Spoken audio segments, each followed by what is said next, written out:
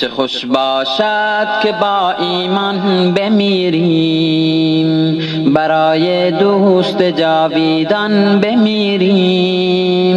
چه خوش باشد میان سنگر حق، به زیر سایه قرآن بمیریم. چه خوش باشد که با ایمان بمیریم، برای دوست جاویدان بمیریم. چه خوش باشد میان سنگر حق، به زیر سایه قرآن بمیریم. چه خوش باشد که چون صدیق اکبر، به راستی در ره ایمان بمیریم. چه خوش باشد عمرگونه به محراب، درون خانه رحمان بمیریم. چه خوش باشد که با ایمان بمیریم، برای دوست جاویدان بمیریم. چه خوش باشد میان سنگر حق، به زیر سایه قرآن بمیریم. چه خوش باشد که چون عثمان مظلوم، به وقت خواندن قرآن بمیریم. چه خوش باشد علی گونه به مسجد، به زیر تیغ نااهلان بمیریم. چه خوش باشد که با ایمان بمیریم، برای دوست جاویدان بمیریم. چه خوش باشد میان سنگر حق، به زیر سایه قرآن بمیریم.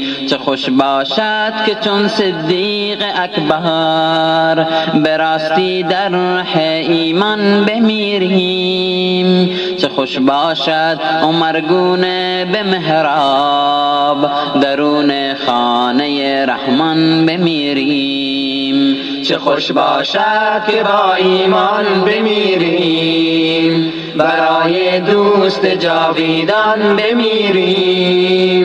چه خوش باشد میان سنگر حق، به زیر سایه قرآن بمیریم. چه خوش باشد که چون عثمان مظلوم، به وقت خواندن قرآن بمیریم.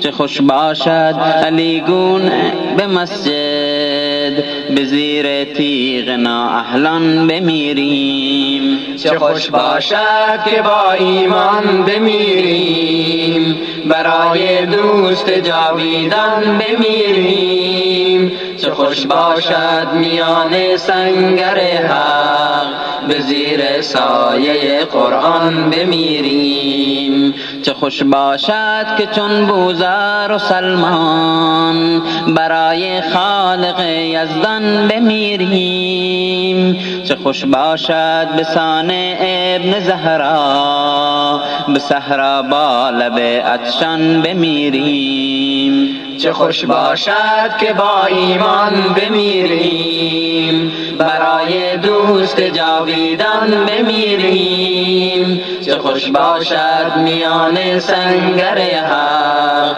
به زیر سایه قرآن بمیریم.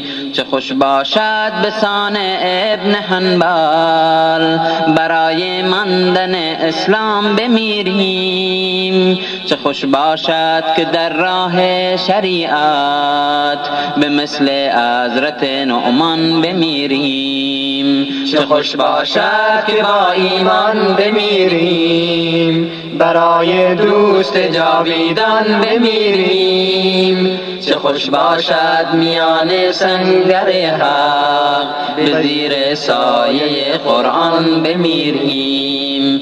چه خوش باشد که با ایمان بمیریم، برای دوست جاویدان بمیریم. چه خوش باشد میان سنگر حق، به زیر سایه قرآن بمیریم. چه خوش باشد میان سنگر حق، به زیر سایه قرآن بمیریم.